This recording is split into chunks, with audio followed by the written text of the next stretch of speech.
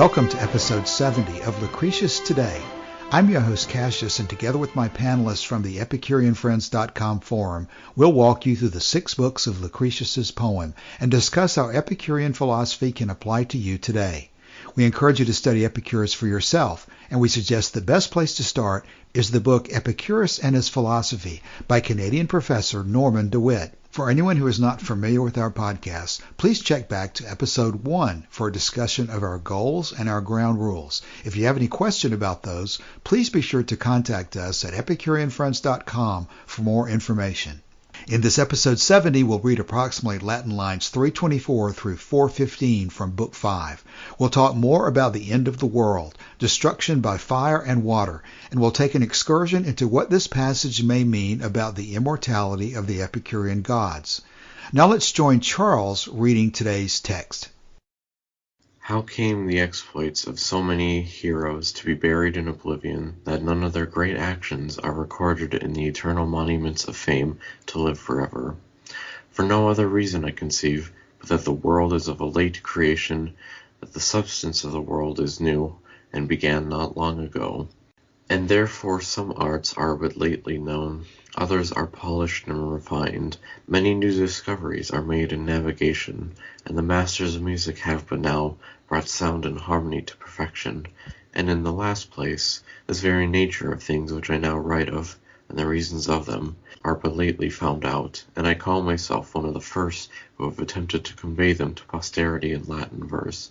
But if you think that these things were long before, the same they are now, but that mankind was destroyed by the rage of fire, or cities were overwhelmed by earthquakes, the great terrors of the world, or that the rapid rivers, by continual showers, overflowed the earth, and covered whole towns, you still have the more reason to be convinced, and to allow that the earth and the heavens will at last be destroyed. For things were liable to feel so great convulsions, and suffer so great dangers. It is plain if the cause of these ruins had been more violent, they must have perished and have been utterly destroyed. Nor have we any other rule to judge that we ourselves are mortal and must die, but that we sicken with the same diseases as those whom death has removed from this life. Besides, whatever is eternal must be so either because it consists of solid seeds, or it cannot be broken by blows, nor will it suffer anything to pierce it, to disunite the close contexture of its parts. Of this sort are the seeds of matter, whose nature we have shown before, or things would remain forever, because they are out of the power of stroke, as a void is, which is not to be touched nor can be affected by force, or because there is no extent of space about them into which their parts may fall when they are dissolved. For this reason, the universe, or all, is eternal. There is no place beyond where its scattered seeds may retire, nor are there any bodies to beat upon it, and by violent blows break it into pieces. But as I said, the substance of the world is not formed altogether of solid seeds, because a void is mixed with its parts. Nor is it wholly void, nor are there wanting bodies, rising to strike and overthrow with mighty force this world, or to bring it into danger of ruin some other way. Nor is there any defect or place or space beyond, into which the walls of the world may tumble down, or they may fall to pieces by some other force and be dissolved. The gate of death, therefore, is not barred against the heavens, nor the sun, nor the earth, nor the deep waters of the sea, but stands open, with its wide and gaping jaws, to receive them all. For these reasons, it must needs be allowed that these things had a beginning, for whatever is formed of mortal seeds, and must die, could not from eternity resist the strong attacks of infinite pastime and the power of age. Lastly, since the elements, the first principles of the world, are continually fighting and carrying on an implacable war among themselves, can there be no end? Think you, are there long contests? If the sun, suppose, or the fire, by sucking up all the moisture should get the better, which they strive to do, but have not yet effected their design, such a constant supply do the rivers pour in, and the sea from its mighty deeps rather threatens to drown the world. But in vain, the brushing winds are continually looking up and lessening the tide, and the hot sun, with its rays, drinks up a part, and things rather seem in danger of being dried up than of perishing by a flood of waters. With such equal success is the war carried on, and their powers are so disputed with equal force. Yet time was when the rage of fire once prevailed over the world, and the water, as I say, once got the dominion and drowned the earth. The fire had the victory and set everything in a flame. When the mad fury of the horses of the sun, flying out of their course, dragged the wretched Phaeton through the whole heavens and over all the regions of the world, but great Jupiter, in his fierce rage, suddenly struck the daring youth with a thunderbolt, and tumbled him headlong from his horses to the earth. And Phoebus, meeting him as he fell, gathered up the scattered rays of the sun, the great luminary of the world, brought back the distracted horses, and harnessed them trembling to the chariot again, and driving them in the right course, recovered things to their proper order. This tale the Grecian poets sung of old, which is absurd and against all belief, yet the fire may get the mastery if the large supplies of fiery seeds are brought from the great mass of matter into the world. The rage of these seeds must by some force be weakened and suppressed, or things by so scorching heats must perish and be burnt up. The water likewise prevailed once, as I say, when it overthrew many cities, but when the seeds that were supplied from the mass of matter were turned into some other channel, the rain ceased and the rivers flowed again within their banks. Thanks, Charles, for reading that today, especially since you're a little under the weather, but the reading went fine and we appreciate it. Today, I think there's some very interesting arguments that he's raising today that are a combination of observation and also getting back to our continual subject of the use of logic. I think some of these are actually just almost high-level logical arguments. But let's start first with the practical one about why there's no record of any heroic events before the Theban War and the destruction of Troy. Anybody have any thoughts on that? It doesn't really hold up to scrutiny. Yeah, I think that's one of his lesser convincing arguments there. I guess for the Greeks, that's all they had, but certainly the Egyptians or at least and all others. Or at least all they cared about. Yeah, Egypt. That was right next to him. In fact, is Thebes part of Egypt? There's two. There's one in Greece and one in Egypt. That's my recollection. I don't think it was called Thebes back then, though. Well, I suppose you could say that even the Greeks themselves should have had records further back. So even if you're taking a very restricted approach, you say your records start at some particular location, I guess you could ask why. But there's certainly other people who would have records you should check against as well. Well, the Mycenaeans. Exactly, way before that. But this is something we know this today with dating of archaeology. So it could pretty be that at that time that was the best knowledge of what they had. As far back as history went, so to speak. Yeah. So that they didn't have this dating method. So anything what was not written down and really there with a record, they had no means to tell how old stuff was. And he's sort of equating history with the actual existence of the world too. So the world existed long before there were things written down. So like I said, it seems to be one of his lesser convincing arguments. Yeah, so that is the thing. He somehow relates that once the world is there, soon after that, mankind somehow showed up as well, and right. He just didn't have the knowledge to recognize that there would be a very long time between that.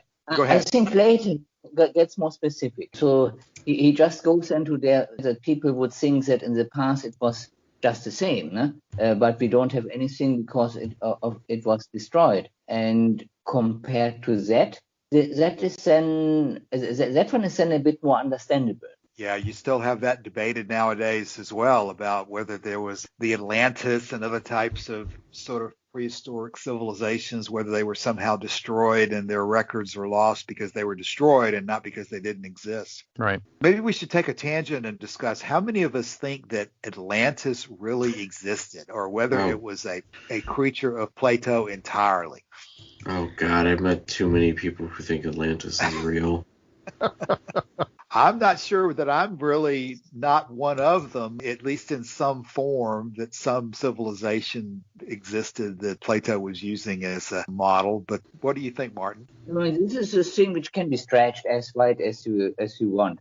So if you find something what remotely resembles this, okay, then that was it. Whether Plato really had the knowledge to refer to that, we don't know. So we certainly know that a lot of ancient civilizations existed and disappeared without much of a trace. In fact, I'm glad we have Martin here to comment on that, because it seems like many of the people who earlier said that they had discovered, I'm sorry, now I'm mixing Troy. I'm sorry, excuse me. Well, Troy, I guess Troy fits the same category a little bit. Troy, most people I think would say did exist, right? Right. Not just a story. Yes. Okay. And I don't know whether it's somebody named Schliemann or somebody that I'm thinking about who was famous as supposedly the discovery of Troy. Oh, yeah. Like the founder or the grandfather of archaeology. Yeah. Or Charles, looting, depending on how you look at it. It's complicated because there are 7 layers, I think, of Troy. So there were multiple events which could be ascribed to this. So it really took some puzzling to figure out which of these layers was referring to that described one. You're talking about Schliemann's location, which was in Greece somewhere, if I remember correctly? No. It's nowadays Turkey. Turkey, okay. But in the past it belonged to Greece. So I suppose, Martin, that you would disagree, and this would fit into the comment that Charles made, that you'd probably disagree with the recent guys who were speculating that Troy was really in England. Charles, have you seen that one? Troy in England. There's a lot of stuff on the internet about that. Oh No. my, the internet. I did find something. I did find something good though on the internet. What's that? It's called the Greek Dark Ages. After the Mycenaean civilization ended, there's a few centuries, kind of like a Dark Ages, if you will. And afterwards, there was a lot of oral tradition and history about hero cults and legends. It's called the Trojan epic cycle. That sounds interesting. I don't want to speak too much because I haven't read all of this, but it's sort of like the origin of Homer's stuff and all those other guys. Homer had the Trojan War, I guess. Did he also do the Theban War material, or is that somebody else? That must be somebody else. I looked up the Theban War, and the Theban War was in 378 BC, and it was a revolt of the city of Thebes against Sparta. Sparta had taken over the city, and there was a revolt in 378 BC. So it would be much more recent than the Trojan War. What are you getting as an approximate date for the Trojan War? Isn't it like 600 BC or something like that, or something? Okay, so even the Trojan War is less than 1000 BC. And of course, I'm using Wikipedia as my unimpeachable source. It's like right, of course. Now, compared to that, of course, according to the article, was the ancient Greeks believed that Troy was located near the Dardanelles and that the Trojan War was a historical event of the 13th or 12th century BC. Okay, much further back. That would coincide with the fall of the Mycenaeans. Right. I wonder if the Theban War is maybe there's more than one, and they're talking about one that's much earlier. That's a possibility. And whenever Charles brought up the couple centuries of oral tradition, it really sort of made me think again. I've talked to several people about this, and whenever we talk about there are a couple centuries here and a couple centuries there, that this past year of the pandemic really sort of brings to mind to me the fact that even ancient peoples experienced years the same as we do. We all feel that the last year lasted 5 years, and so whenever we say that things happen for centuries, I mean that's a really long time for human experience too. So I don't know, man. I thought it felt like a month. That's because you're so young, Charles. When you get it was the same month over and over again. Yeah. But I think we throw around things about this decade here and this century there, and ancient people experienced time the same way as we do, and a year lasted just as long for them as it does for us. So well, to try to keep moving, the first part of the argument in this first paragraph is the lack of records and lack of history going back very far is an indication that the world as we know it is relatively new. And then he continues on into the argument that if you think that maybe the earth is much older, but our records don't reflect it because the prior civilizations were destroyed by fire or water or men from Mars. He didn't say that, but it's the same kind of thing we run into today on the Atlantean material. He says that that's even more reason. If you think that there's been series of great destructions in the past, that's more reason for you to believe in the ultimate destruction of the earth as we know it, because if those destructions had been significantly worse than they were, the whole world would have been destroyed. as it is, these legends are talking about tremendous destruction. So all that destruction would be a little bit worse, and everything would have been gone, which is the point he's trying to make, which is not necessarily that this particular earth has a particular age, but his point where he's always going here is that things that come together get split apart, and this earth is not God, this earth is not eternal, but it's eventually going to be destroyed as well. Right, and I like the fact that that's where he goes with that argument. I think where he starts with the written records and stuff is a little weak, but I think he ends up on a strong point. Right, even if you think that the record argument is weak, he's really kind of saying. Exactly. It's like this is where I'm going with that. It is plain if the cause of these ruins had been more violent, they must have perished and been utterly dissolved. Yep. Nor have we any other rule to judge that we ourselves are mortal and must die, but that we sicken with the same diseases as those endured whom death has removed from this life. So I think that he's really taking you back to his ultimate point there. Is it's kind of an academic discussion as to how old the world is, but it's a very personal issue that we ourselves are going to die. Right. And that's where you bring it back. Real life. All right. Any further comment on that? Because as we next move to the second of our paragraphs today, this is where I think we move into what is much more of a logical argument that is only somewhat observable and provable by observation. Anything else before we move on? Okay. Well, the second passage he introduces the argument by saying that whatever is eternal must be so either because it is of solid seeds and cannot be broken by blows, which is the seeds of matter, or else that there's no void around it into which it can be exploded into, basically, is what he's saying. And for that reason, he's saying that the whole of everything, the universe, is eternal because there's no place beyond the universe whereby the universe's seeds could be exploded into, basically. Now, that strikes me as a very high-level logical argument that would be impossible to prove by observation, but he's asserting it as a piece of logic. What do you guys think about that? I would agree with you. The thing that I found most interesting about this section here is that it doesn't seem to make room for the eternal gods that the Epicureans talk about, because it says the only things that are eternal are the atoms, the void, and the universe itself. But of course, the gods are within the universe. Now, when the intermundia is between the worlds, but that's not outside the universe, so you're not really talking about that, are you, Don? No. Just the fact that the only things that he says are eternal, he says the atoms themselves and the void that surrounds them, and then the universe itself, because there's no place for it to go. And I just found it interesting that those are the only three things that he says are eternal or everlasting. Okay, so my response and comment to that is that if I were Norman DeWitt, I would therefore say this section is a citation that you could use that the ancient Epicureans did not believe that their gods were necessarily immortal, but that they have the capacity for immortality by keeping their atoms together. But you're right, Don. If there's no listing here of the gods as necessarily immortal by nature, it's only because they are able to keep their seeds together. Right. If there's any sort of, yeah, exactly. And I thought if there was anything that was supposed to be eternal, that he would mention something like that here. But he's like, it's atoms, it's void, and the universe. Yeah, I remember that well from the DeWitt book, that he made the point that some of the other writers within the Epicurean tradition call the gods immortal, but that Epicurus himself never did. And if that's the case, then this section might be sort of an example of that reasoning, that they are not necessarily immortal because of their very nature. If they're brought together from atoms, then they would fit under this general rule that what's brought together can be broken apart. Exactly. And since it's assumed that Lucretius was using Epicurus' books On Nature as his guide, then chances are this is the right out of those. It's a little bit of a tangent, but that's one of the things that struck me directly whenever I read this section.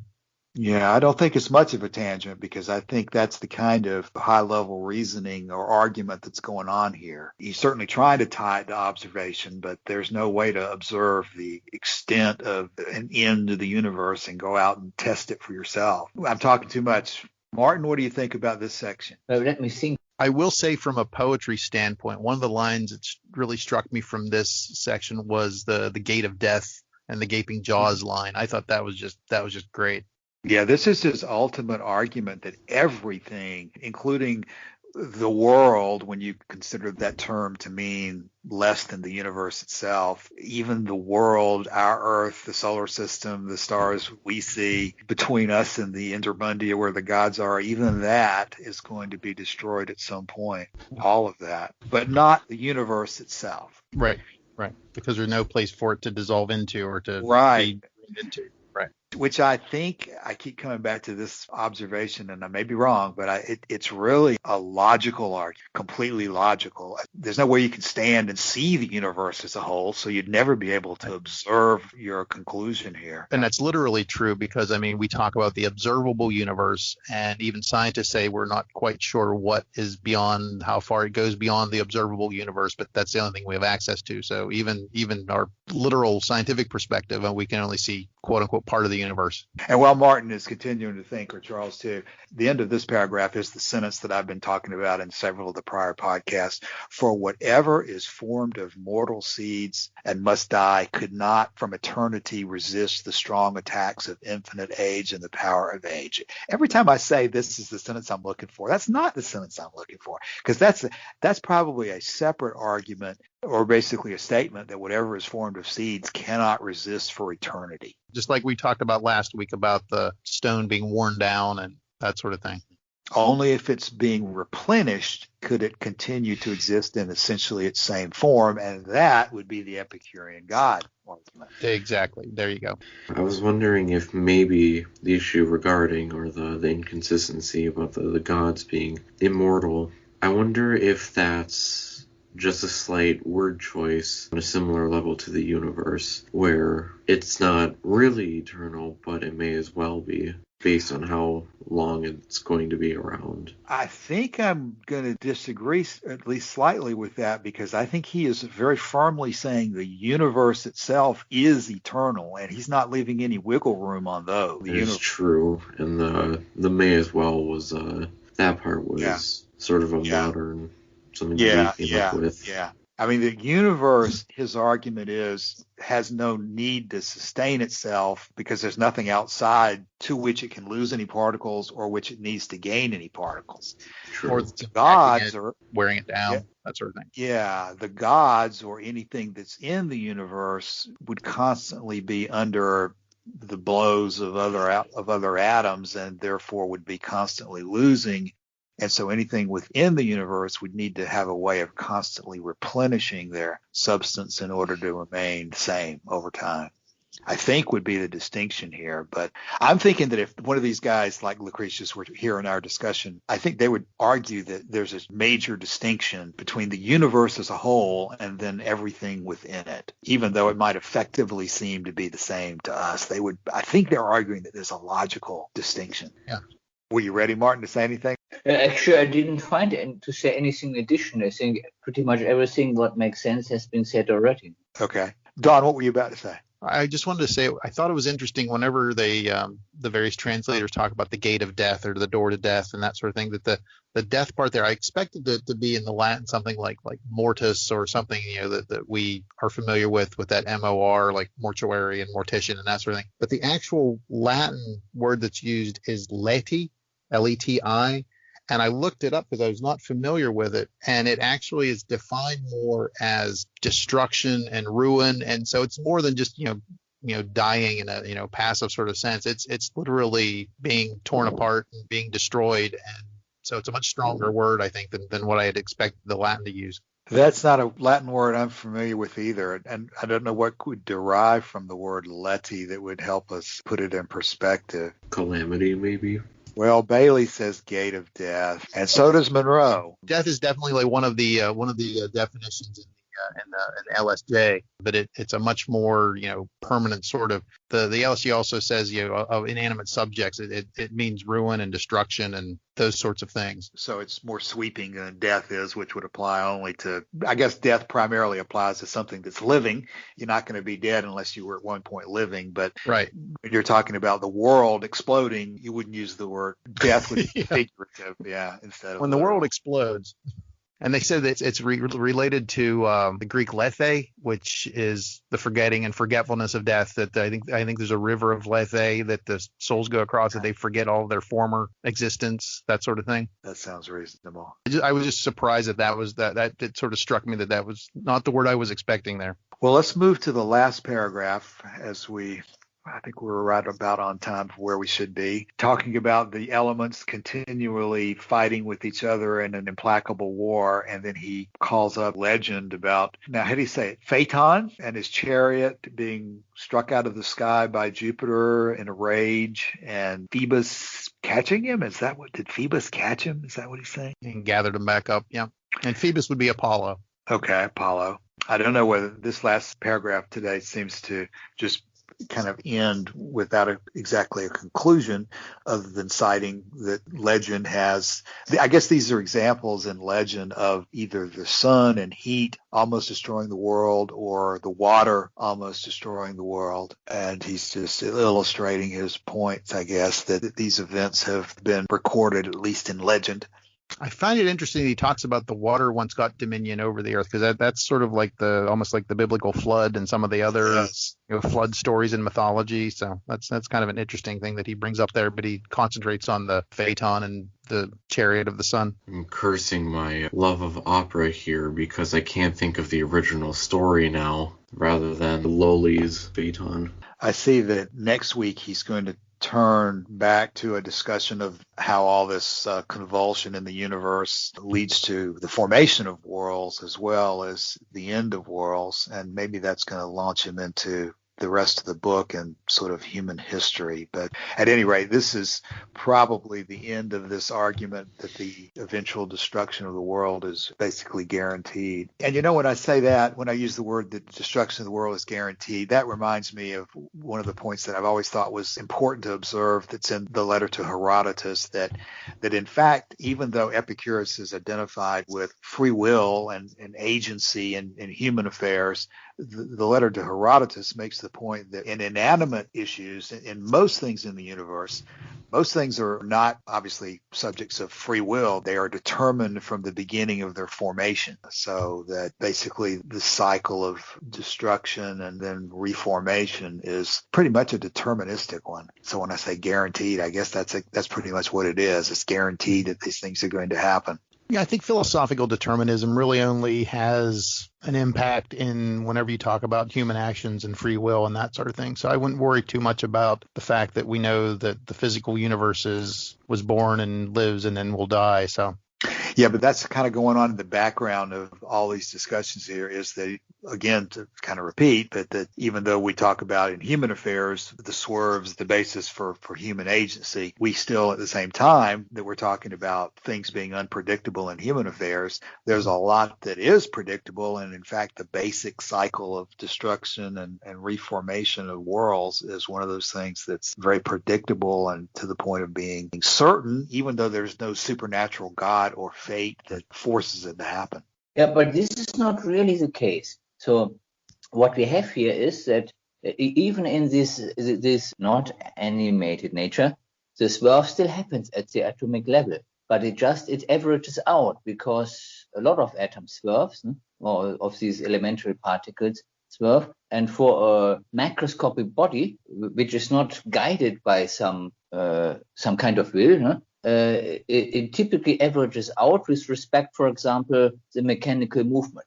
But for example, if something explodes or something, that one, the exact timing of this one is not predetermined. So this is affected by the swerve as well. I agree with that. When you're talking about the exact time of something exploding, I presume you're generally talking about like a star or something like that? Yes, something like that. So this is not determined from the beginning of at the time of the beginning of the star. It's probably just when it happens, it's at the excursion. Maybe we can calculate roughly the time, the age a star will reach, so we can calculate about how many more billion years our sun will be like it is now, and then it will change dramatically and very quickly compared to the billions of fairly constant behavior before. So that one we can roughly tell, but we cannot really do an exact time. So it's not predetermined like a clockwork.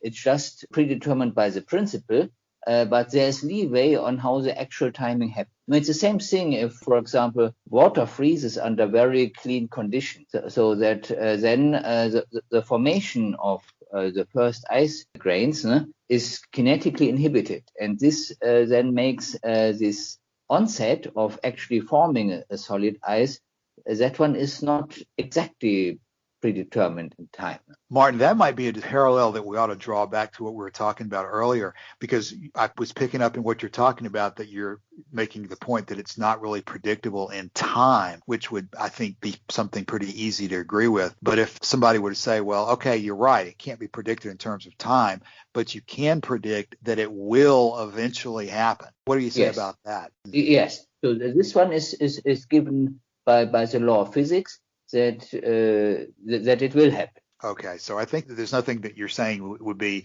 in disagreement with his ultimate point then, that ultimately it's baked in the cake that the cycle will continue, but in terms of exactly when and where and under what circumstances, it's not. Give or take a billion years. Yeah, give or take a billion years. So theoretically, there can be solid body out there in cold parts of the universe which can survive for an extremely long time. And there is no principle that something like a comet or something like that. It can just keep flying for a long time without that we could tell that something will happen. So for a star, it's different. Stars have a cycle which is predictable, but smaller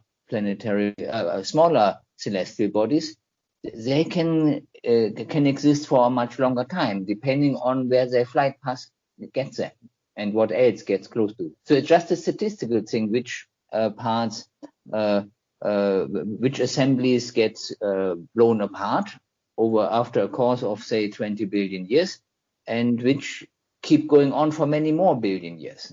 Okay, well, in terms of keeping going on for billions of years, we're probably nearing the end of our allotted time for this week's podcast, so we can't continue the podcast for indefinite periods today. Does anyone have a new topic or aspect of the discussion today to bring up before we talk about closing comments? Something about Atlantis, but no.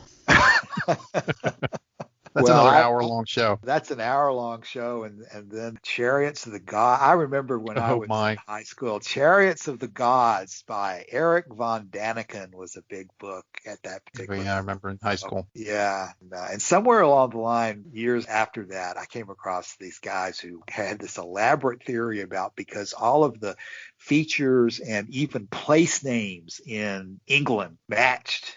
This guy was maintaining the stories in Homer, so that's where the Trojan War took place, was in England. But yeah, there's lots of. I don't guess we really ever answered the question about whether we think there was an Atlantis that sank in an ocean somewhere, or is that just Plato's hypothetical ideal place? Given the physical description of Atlantis that Plato provides, I'm going to say it's an invention. Yeah, I think it being beyond the Pillars of Hercules or something like that was always one of the big issues involved. Whether that meant it was outside the Mediterranean or within, whatever. All right, well, let's then turn to closing comments. Martin, do you have any closing thoughts for the overall passages this week? No, I think I've said everything what I could think of on these 3 paragraphs. Okay. And Charles, anything else? Mm-hmm.